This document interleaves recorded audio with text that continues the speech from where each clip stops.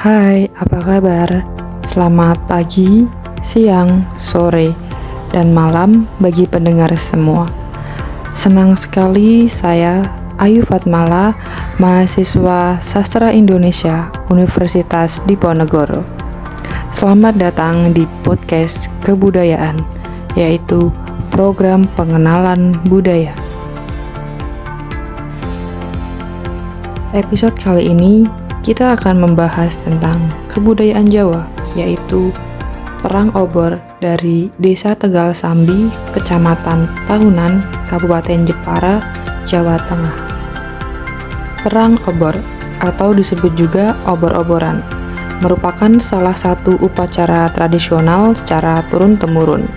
Tradisi ini dilakukan setahun sekali sebagai bentuk syukur masyarakat Desa Tegal Sambi setempat kepada Tuhan Yang Maha Esa atas rezeki yang melimpah, kesehatan, serta keselamatan. Sebagaimana namanya, ritual itu memang mempertontonkan sebuah peperangan. Peperangan yang dimaksud adalah antar warga menggunakan obor-oboran yang terbuat dari pelepah kepala, dibalut daun pisang kering, lalu disulut dengan api. Konon, tradisi itu muncul karena ada seteru antara Kiai Babadan dan Mbah Gemblong yang adalah cikal bakal desa tersebut. Perang obor sendiri rutin digelar setiap Senin Pahing atau malam Selasa Pon di bulan Dzulhijjah dalam kalender Jawa atau Arab.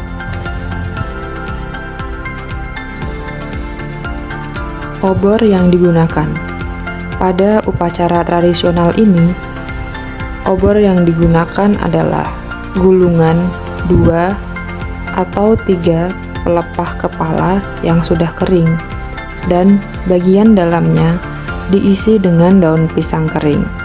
Obor yang telah tersedia dinyalakan bersama untuk digunakan sebagai alat saling menyerang sehingga sering terjadi benturan-benturan obor yang dapat mengakibatkan pijaran-pijaran api yang besar yang memunculkan nama Perang Obor.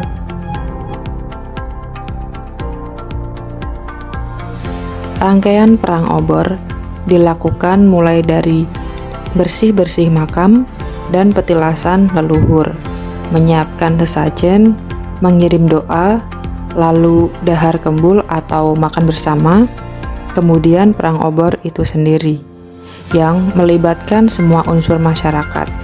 Sesaji yang bentuk dan isinya bervariasi, menunjukkan adanya sebuah struktur tertentu dalam masyarakat.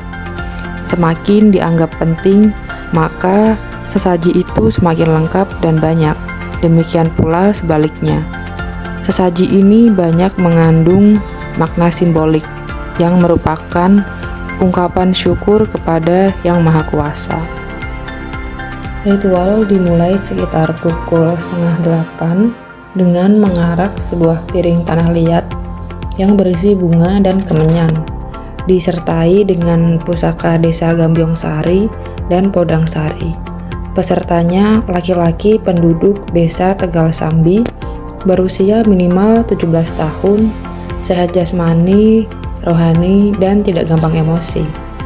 Rombongan kemudian menuju sebuah perempatan desa yang diyakini sebagai bekas kandang ternak milik Kiai Babadan. Tempat itu juga diyakini sebagai lokasi perseteruan antara Kiai Babadan dan Mbah Gemblong yang menjadi asal-usul ritual Perang Obor. Kemudian perangkat desa tersebut membuat lingkaran kecil mengitari piring tanah liat yang kemudian didoakan. Setelahnya, api pun disulut pada piring tanah liat. Lantas, secara bergantian, api dari piring tanah liat itu digunakan untuk menyulut 400 obor-obor yang disediakan oleh panitia.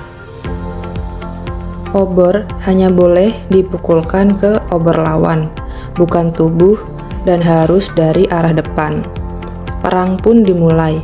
Para peserta kemudian saling memukulkan obor ke tubuh lawan. Obor sendiri terbuat dari pelepah kepala dan daun pisang kering, mempunyai tinggi sekitar 200 cm. Uniknya, meskipun saling berperang, para peserta tidak lantas saling mendendam. Setelah acara selesai, mereka kembali berangkulan sebagai sesama warga desa Tegal Sambi. Karena api yang memercik ke tubuh peserta seringkali menimbulkan luka, walaupun peserta sudah melindungi diri dengan pakaian yang menutupi seluruh kulit dan muka. Adapun obat yang digunakan sebagai obat luka bakar yaitu minyak khusus. Untuk membuatnya diperlukan waktu 1 tahun sebelum siap digunakan. Minyak tersebut juga masih dibuat secara tradisional. Minyak yang terbuat dari kelapa dicampur bunga telon sesaji untuk pusaka desa. Desa Tegal Sambi mempunyai beberapa pusaka yang disimpan oleh petinggi atau tokoh desa. Pusaka ini diberi sesaji setiap malam Jumat sebagai bentuk pemeliharaan dan penghargaan. Bunga-bunga bekas sesaji inilah yang akan dikumpulkan dan kemudian dicampur pada minyak kelapa tadi. Adapun pusaka tersebut adalah Ki Songgo Buwono atau Golek Kencono, sebuah kayu sebesar lengan dengan panjang sekitar 80 cm. Lalu Nyi Gambyong Sari serta Nyi Podang Sari merupakan kayu reng bongkahan Masjid Demak. Meskipun demikian, penonton ramai berdatangan di sepanjang jalan. Mereka menikmati pertunjukan walau kadang harus berdesakan dan menghindari obor-obor yang dibawa oleh peserta agar tidak terkena api. Mereka sangat antusias menyaksikan bagaimana tradisi budaya yang diperlihatkan oleh masyarakat desa Tegal Sambi yang masih ada hingga saat ini. Semoga kita masih bisa melihat rangkaian acara tersebut hingga nanti. Baik, sekian podcast kebudayaan kali ini. Semoga materi podcast episode kali ini dapat memberikan wawasan serta pengetahuan bagi pendengar semua, dan sampai jumpa di episode podcast lainnya. See you.